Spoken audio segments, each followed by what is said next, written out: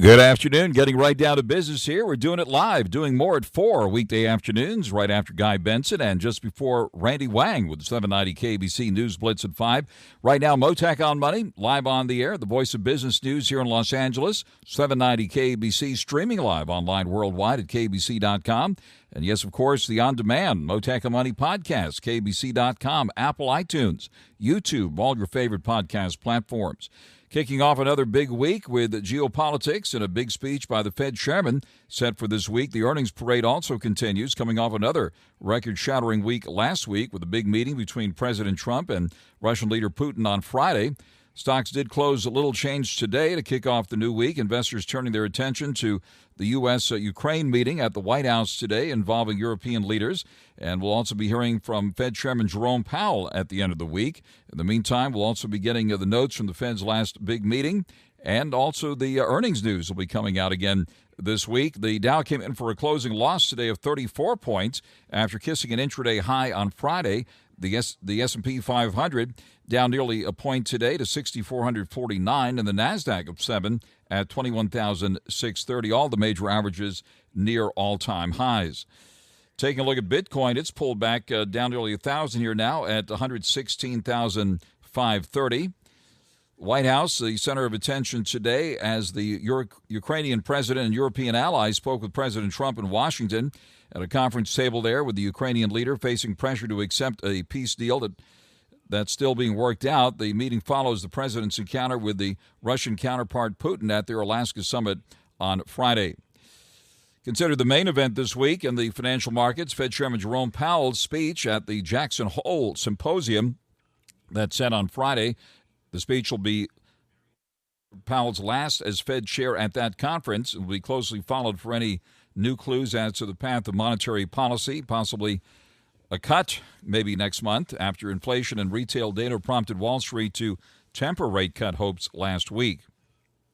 The release of the notes from the Fed's last big meeting on Wednesday will set the stage for the Jackson Hole meeting on Friday. In the meantime, we see the second quarter earnings season starting to wind down. Shares of Intel moving lower after Bloomberg reported the Trump administration was now thinking about a 10% stake in the chip maker. Last week, shares jumped on reports that the president was considering using funds from the CHIPS Act to invest in the company. We're also watching what's happening right now at the White House. No big announcements yet following the big meeting there with the president of Ukraine and the European leaders. We're looking for more headlines, and we'll report those to you as we get them. In the meantime, the latest reading on inflation at the wholesale level sparking concerns the tariffs are about to reignite a round of inflation hitting consumers. We'll get the Main Street view in Los Angeles from Fraser Ross, the owner of Kitson Stores here in the Los Angeles area. Also, we'll be talking about the latest geopolitical drama, and that'll be with Gordon Chang, China expert and author of numerous books on China, also Gatestone Institute Distinguished Senior Fellow. But right now, on your money, the markets and the economy and the whole works, joining us live now is Gabriel Wisdom with American Money Management, based here in Southern California, and also author of Wisdom on Value Investing. Gabriel Wisdom, thank you very much for taking the call here this afternoon. Well, thank you, Frank. It's a big week. People tend to react very quickly to geopolitical conflicts or uncertainty, and certainly react to recessions or fears of recessions. And so, paradoxically, pessimism is a sign of a healthy, rational market. Lots of cash on the sidelines, and sure enough, despite August and the soft seasonality associated with the summer, markets are pretty firm, and as you mentioned last week, really took off where they were all-time highs or above all-time highs. And last Thursday, the inflation numbers measured by the core producer price index came in at levels that suggested we're not even close to subduing inflation, especially in the services sector, which accounts for a third of our economy. So inflation is still a problem, yet the market keeps going higher. Why? Because we're getting constructive signals for stocks when they rise on bad news. Great earnings, good environment, strong economy, And now the Federal Reserve probably will be pushed into pushing rates down a bit. Certainly, we'll find out more coming up. That's right, and we'll be hearing from the Fed chairman himself, Jerome Powell, at that big speech on Friday, and then perhaps some more insights when we get the notes from the Fed's last meeting on Wednesday. Based on the readings you've seen recently on jobs and inflation, what do you think the Fed is going to do next month? Well, I'd be surprised, frankly, if rates come down by much, if at all. And the reason is that the Bureau of Labor Statistics, with their employment situation report, while it's somewhat archaic, it does depend on a survey of 121,000 businesses and government agencies, and they have to send in their surveys. And wouldn't you know it, but most of these businesses and government agencies send them in somewhat late, some very late. And so the survey is always revised twice in the succeeding 2 months after it's initially published. And we get these most recent revisions from the Bureau of Labor Statistics, and it's telling us that the Fed's got a pretty good reason to lower rates, but for the rising cost of services. But jobs are softer, so it's going to be pretty interesting to see what happens. Yeah, if you can put your economist hat on for a moment, and we'll be talking more with a retailer here in the Los Angeles area about inflation pressure showing up last week in the PPI number, the Producer Price Index, which measures inflation at the wholesale level. What's your gut feeling on how tariffs will be impacting inflation, and your gut feeling here on inflation as it moves through the system? Well, I think the tariffs, in the short run anyway, are going to be inflationary. In the long run, I'm not so sure, especially if they generate a lot of revenue that then pays down our debt. One of the objectives of this administration has been to reduce the amount of servicing costs on our enormous debt.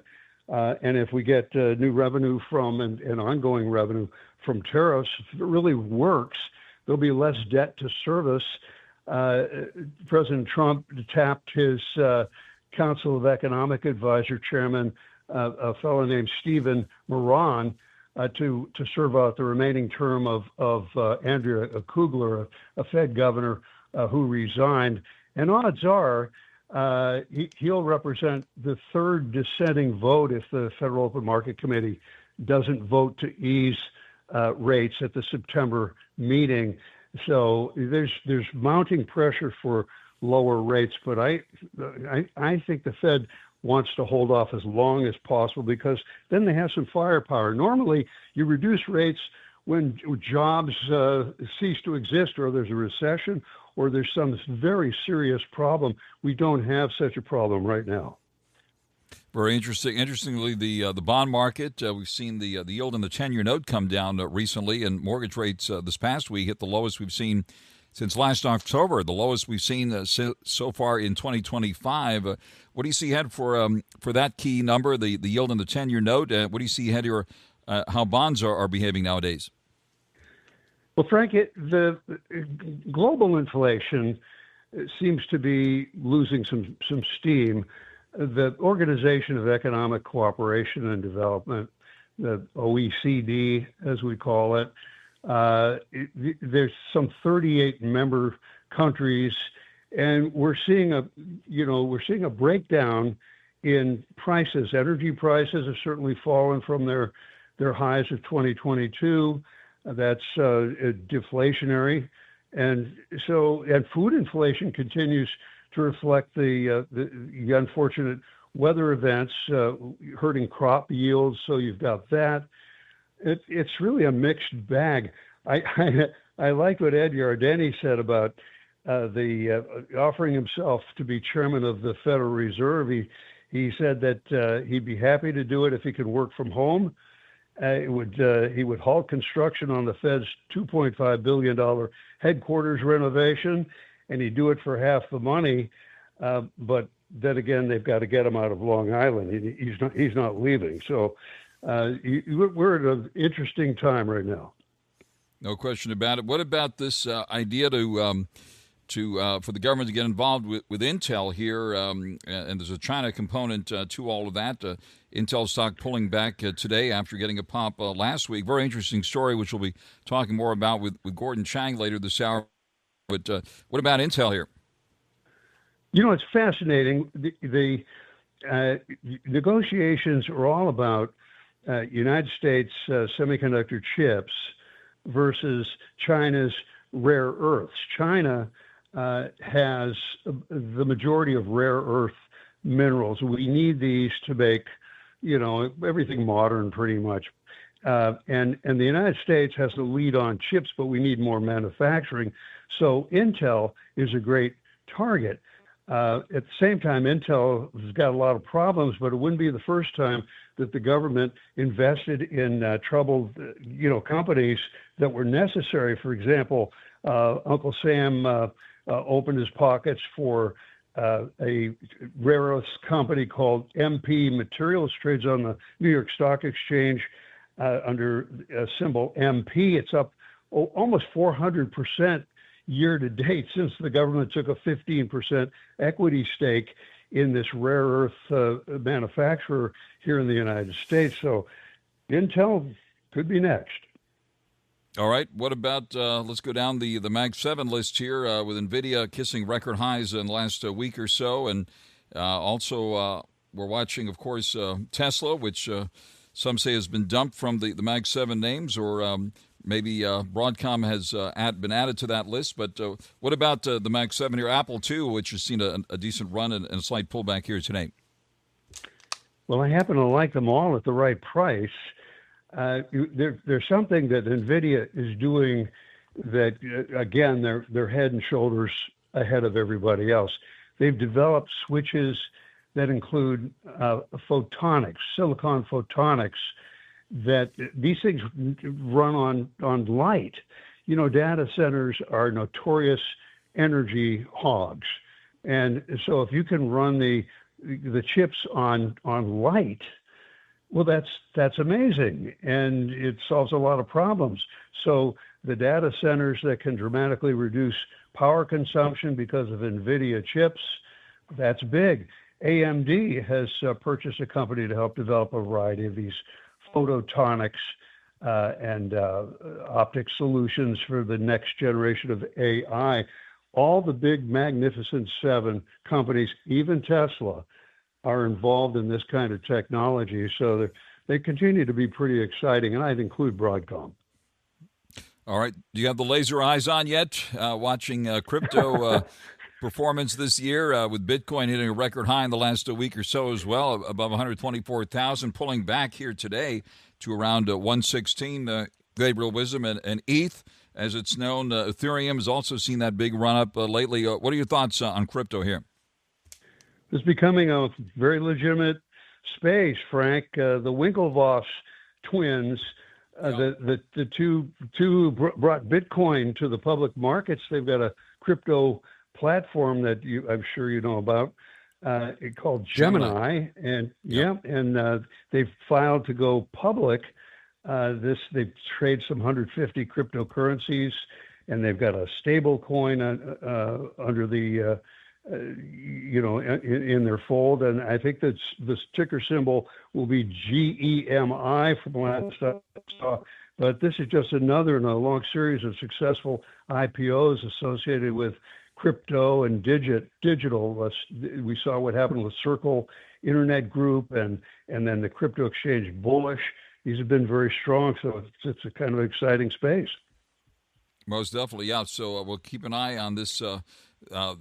That big announcement regarding a Gemini IPO here. So and Bullish just came out last week and had a bullish start, but I see did pull back today by about 6 and change to 63 and change. Any thoughts on these recent IPOs? Yeah, they're somewhat interest sensitive too, because they're coming out at inflated valuations. So if we see a sharp pivot from the Federal Reserve's recent policy stance that rates hold steady, and then maybe, I mean, if we see any kind of a change, then and especially if there's pressure from the White House to reduce rates, and there are debates on the central bank's independence, that kind of disruption could be very positive for not only gold, but crypto and all kinds of devaluation hedges, because it certainly be very negative for the dollar. And what about gold here, hovering at around 3,379 an ounce, hit a record high not too long ago, above 3,500. Watching silver also hover just below $40 an ounce. So your thoughts now on the precious metals? Well, I can tell you that gold at this price has jewelers rethinking how they make gold jewelry. They're using less gold. They're substituting with other metals, including platinum, which is quite a bit cheaper than gold, and consumers seem to like platinum just as much as gold. But it is gold. It's the gold standard. I continue to like it long term. With regard to platinum, what's fueling the rally? It's certainly one of the rarest precious metals in the world. I've mentioned this before, but hybrid vehicles rely on platinum for the catalytic converters. And then my other favorite continues to be silver. There's supply constraints. Silver's supply is tightening. The global inventories are at historically low levels. Pretty positive for these metals. All right, before I let you off the hook here, any specific places where you are putting money now and or taking it off the table? Well, Frank, there's a lot of concern about how Chat GPT and AI is going to upset Google's search business. Alphabet has some of the strongest barriers to entry in the tech industry. Google processes almost 9 billion searches every day. The cost to set up a new Google would be, it's unimaginable. It's probably close to $1 trillion. Plus, Google's partnerships with their web browsers and Apple and Samsung, and they've got their browser Chrome and so forth. They've got the cloud business. They own YouTube. They have the digital ad revenues. And yet the stock hasn't done a whole lot. I like it. And by the way, they took a position, a 14% position. They increased their purchases in the last 5 days in a Bitcoin miner and data center provider called TeraWulf, symbol WULF. But I like Google at these prices. All right, terrific. Gabriel Wisdom with American Money Management, based right here in Southern California, also author of Wisdom on Value Investing. Always great to have you with us, Gabriel. We'll let you enjoy the rest of the evening, and hope to speak to you very soon. Thank you very much for taking the call here today. Thanks again, Frank. Out to the freeways we go now on 790 KBC. Mottek On Money continues, 790 KBC. Good afternoon. Mixed finish for stocks today, with the Dow pulling back 34 points at 44,912 after hitting an intraday high on Friday. The S&P 500 down just about a half point today to 6,449. The NASDAQ up 7 at 21,630. All the major averages near all-time highs. The yield in the 10-year note now at 4.34%. Checking Bitcoin, around 116,500 or so at the moment. Ethereum has been bouncing around lately, right now at around 4,300.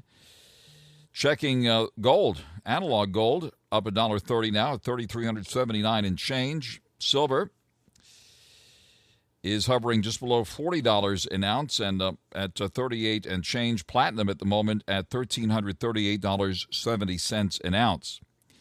Shares of Bullish, which had that big IPO last week, pulling back today, down more than $6 at $63.37. As just discussed with our analyst Gabriel Wisdom a few moments ago, cryptocurrency exchange Gemini, founded by the Winklevoss brothers, Cameron and Tyler Winklevoss, have announced they plan to of Gemini. That'll be happening sometime later this year. That is big news. This is coming after the other highly publicized IPOs recently, including Bullish, which we saw last week, as well as some of the other names, Circle Internet Group, which also pulled back today, by the way, down nearly 8 at 141 and change. The Winklevoss brothers, the twins, by the way, they're Gemini means twins in Latin, I'm reliably informed. The brothers famously claimed that the idea for Facebook was stolen from them by Mark Zuckerberg, by the way, when they were classmates at Harvard College. So we'll be hearing more about the Winklevoss brothers as this IPO date approaches at some point. NVIDIA shares moving higher today, up $1.56 at $182. See Apple down 70 cents at $2.30 and change. Tesla up nearly $5 today at $3.35 and change. And now the latest news on 790 KBC. Welcome to NFL Flag. Are you ready? Yeah! Are you ready? Yeah! No matter who you are, lace up your cleats, smear on your eye black, step out on the field and chase something. Chase a goal. Let's get it! Chase the big time. Get that, ladies! Chase rings. Let's go! Chase gold medals. Chase all of it. It's all up for grabs now. NFL Flag. Chase something. Visit NFLflag.com to find a league and start the chase today. Former U.S. Navy SEAL Sean Ryan captures real stories about sacrifice and strength. My biggest fear wasn't death. My biggest fear was nobody will remember me. That motivates a lot of people. It just made me feel invincible. Open the steel door and just... They were all convinced, I think, that they were about to die. This rush of stress comes over me because now it's soul time. All of a sudden, I'm saying, what is really important? Let us reveal the truth of ourselves. That's it. The Sean Ryan Show. Follow and listen on your favorite platform. Mottek On Money continues here, 790 KBC. Geopolitics front and center last several days with President Trump meeting with the Russian leader in Alaska on Friday, and today meeting with European leaders at the White House, including the Ukrainian leader Zelensky. Keeping an eye on the latest headlines coming out of Washington and all this in hopes that there will be some sort of a peace settlement to end the Russia-Ukraine war. In the meantime, the Trump administration is discussing taking a 10% stake in Intel as part of a government effort to rescue that embattled chipmaker and also to bolster semiconductor manufacturing here in the U.S. Intel stock got a boost last week on that report and pulled back today.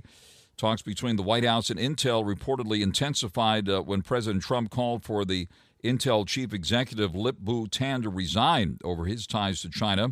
Tan had visited the White House last week, in fact, a week ago today, and they discussed the idea of a government stake during their meeting.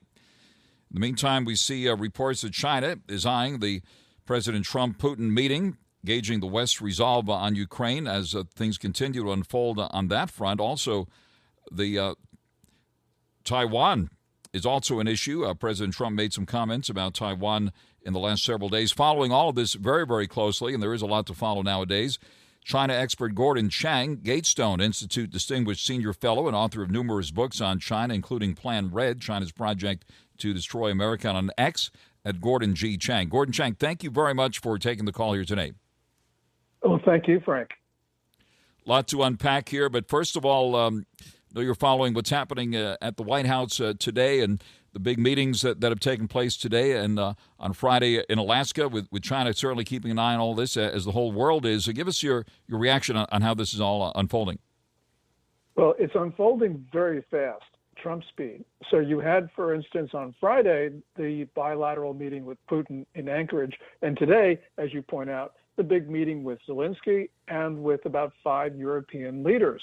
Who knows how fast this will go, but they're now talking about a trilateral. In other words, Ukraine, Russia, and the United States in the same room. And that could very well take place within, let's say, 10, 15 days. So diplomacy is moving really, really fast. What's China saying in all this? China's been pretty quiet, and I think that China is upset. And the reason is they'd like to see the war in Ukraine continue indefinitely. We get the sense of this because Chinese Foreign Minister Wang Yi, speaking to Kaja Kallas, the EU foreign policy chief, on July 2nd, said that China doesn't want Russia to lose because if Russia loses, the United States could then focus on China in East Asia. Well, if the war ends, that's the same result. So I think Beijing right now is sort of looking on the sidelines, but just hopes things slow down a lot. And then North Korea, I'm sure, watching also what's happening with Russia, Ukraine. Yes, well, they want the war to continue for a different reason. and that is Kim Jong-un has been selling a lot of artillery shells, short-range ballistic missiles, and he's been providing soldiers. The report is that on top of the 12,800 soldiers that North Korea has already provided late last year, that they may be providing another 30,000, along with an additional complement of combat engineers and ordinary workers. Now, North Korea is probably being paid somewhere between $1,200 to $2,000 per soldier per month. So I think that the North Koreans want this war to continue because it's fattening up the coffers in Pyongyang. And China reported to be watching all of this and seeing the West's resolve on Ukraine. What's your gut feeling on, is there going to be a peace deal here in the coming days? Well, my feeling is it's going to take a little bit longer than President Trump wants, and that the Chinese are going to see what the terms are. Because if Russia is left in possession of Ukrainian territory and maybe even able to annex it formally, then China will think that it can attack neighbors, grab territory, and keep it just as the Russians have. So we've got to be very careful that a peace deal in Ukraine doesn't open the door to wider war. In other words, a war in South Asia or in East Asia. And something that I'm sure got your attention just in the last several days, just before the weekend, President Trump said the Chinese leader gave him a personal assurance that he would not invade Taiwan while President Trump was at the White House in office. Yes, and actually, this is one time I believe Xi Jinping. And I believe him because I don't think he controls the Chinese military as he once did. So even if he woke up one morning and said, we're invading Taiwan, I'm not sure that the military would salute. So there's a lot of reasons why China will not invade Taiwan. There are a lot of reasons why China will cause problems elsewhere, especially Scarborough Shoal, where we're seeing some very dangerous Chinese activities. This is just 124 nautical miles west of the main island of Luzon. It's clearly part of the Philippines, not part of China, but China is now not basically saying, we're going to take Scarborough Shoal, we're going to reclaim it, turn it into a military base. This should be the red line for the United States and the international community in the South China Sea. And that includes NATO, right? NATO also increasing its presence and activity in that region. Yes, but of course, NATO is going to be more absorbed in Ukraine. So I'm not sure that we're going to see very much in the way of NATO ships in the South China Sea. There could be some, and I think it's a great idea if they're there. But nonetheless, NATO is going to be very focused on what's happening in its own neighborhood. All right. It was just so many things happen on a daily basis now. It was just a week ago when the head of Intel appeared at the White House, and the president called for the head of Intel to resign over his ties to China. And now there's talk that the Trump administration may take a stake in Intel for a number of reasons. What's your reaction to that story? This is a really bad idea, Frank, because this would tip the scales in favor of Intel against other U.S. chip makers. I think Intel needs to stay in the U.S. and not sell its foundry business, as Frank Yeary, its chairman, wants. But remember, Lip-Bu Tan, the CEO of Intel, he at Cadence oversaw 56 sales of sensitive U.S. technology that violated law to the Chinese military. So I think Lip-Bu Tan, even though he's extremely capable, has to go because we need accountability for people who are selling very valuable and prohibited items to the Chinese. Remember, Intel Inside, we saw that on every computer in years past. Is that still the case? And are you concerned that Intel is inside? Well, we got to be extremely concerned because Intel has lost a lot of altitude, and Lip-Bu Tan is one of the most capable executives everywhere. He can save the company. But as I said, we need to investigate him for his role in those sales at Cadence when he was CEO, because there is no excuse for what happened there. Those were crimes. Cadence has admitted to the crimes, agreed to pay a fine of over $140 million. And the CEO of Cadence, Lip-Bu Tan, he had to have known what was going on. Very interesting. And we've seen some other deals announced recently involving NVIDIA and AMD with chips being sold to China as well with some conditions. Any other insights as to how those deals are working out? Well, China has officially discouraged Chinese companies from buying the H20, which is the NVIDIA stripped-down chip, but they really need it because, as we saw from DeepSeek's inability to get its R2 model out, because DeepSeek was trying to use only domestic Chinese chips, which were inferior even to the stripped-down NVIDIA chips. So, yeah, they need those American chips really badly, and I believe we shouldn't be selling them for a lot of reasons, Frank. Anything else that's on your radar screen related to China? The July economic numbers were really bad. What was really distressing was the drop in bank lending, which means that Chinese enterprises don't want to borrow money because they don't see a prospect for using it productively. So the banks aren't lending, and that means there's a lot of pessimism in the Chinese business community. Gordon Chang, thank you very much for that comprehensive update. As always, China expert Gordon Chang, Gatestone Institute Distinguished Senior Fellow and author of numerous books on China. His latest, Plan Red, China's Project to Destroy America. Follow him on X at Gordon G. Chang. Gordon Chang, thank you very much for joining us live here this afternoon. Well, thank you, Frank. Out to the freeways we go now on 790 KABC. Michael Rosenbaum and Tom Welling take you behind the scenes of one of the greatest shows of all time. Welcome to oh God, I can't even get it going. Welcome to Talkville, folks. Where it's fun to talk about Smallville. I don't think you really know what you're doing on a television show until you do a podcast about it. I've learned so much. So what did we do again? I don't know. Let's rewatch it and do a podcast so we know what we did. Talkville, the Smallville Rewatch podcast. Let's get into it. Follow and listen on your favorite platform. Mottek On Money continues here, 790 KABC. Let's talk about crypto. Bitcoin extending declines to kick off the new week here today following last week's big week when Bitcoin hit record highs above 124,000 this past week. Investors taking some profits, it seems, from the latest crypto rally. Bitcoin moving lower today, hovering at around 115,000 per Bitcoin. And expectations of Fed rate cuts coupled with heavy purchases from corporate treasuries have driven the price of Bitcoin up about 23% so far this year, according to Yahoo Finance. And Ether, or ETH, as we've been told is okay to say as well, the second largest crypto by market cap, also pulling back today to around 4,350, following a surge last week to the highest level of the year and approaching its all-time high, which was just below 4,900.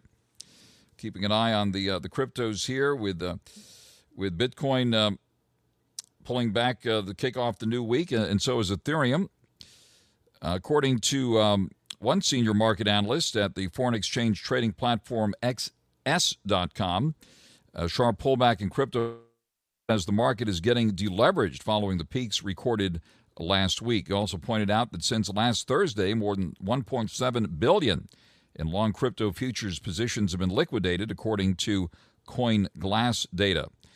Now, the sell-off, according to Yahoo, comes as the broader market rally is paused, with the S&P 500 hovering near record levels. We did see the Dow hit a intraday high, all-time high last Friday, but then ended slightly below its record high. We haven't seen a record high for the Dow really since year. It's still hovering near its all-time high now, pulling back 34 points today at 44,912.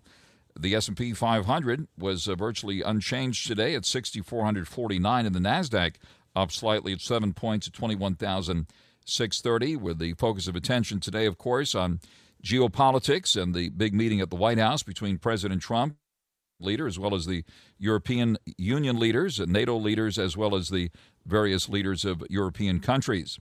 This follows the president's meeting and discussions with the Soviet, or I should say the Russian leader, Vladimir Putin, last Friday in Alaska.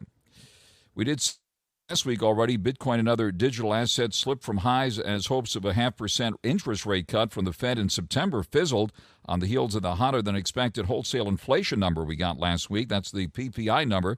The Producer Price Index number came in hotter than expected, adding to concerns that tariffs might set to fuel inflation, ultimately hitting the consumer. The consumer inflation numbers have been relatively tame. Investors this week will be looking for new clues on on Fed policymakers when the Fed Chairman Jerome Powell will speak at the Jackson Hole, Wyoming symposium this week. That'll be his last speech as the Fed Chairman. Taking a look at what else is happening here, crypto-related stocks such as Strategy, Robinhood, and Coinbase slipped at the opening bell today, but recovered most of their losses through the first hour of trading. Coinbase shares moving higher today, up more than $3 at $3.20 and change.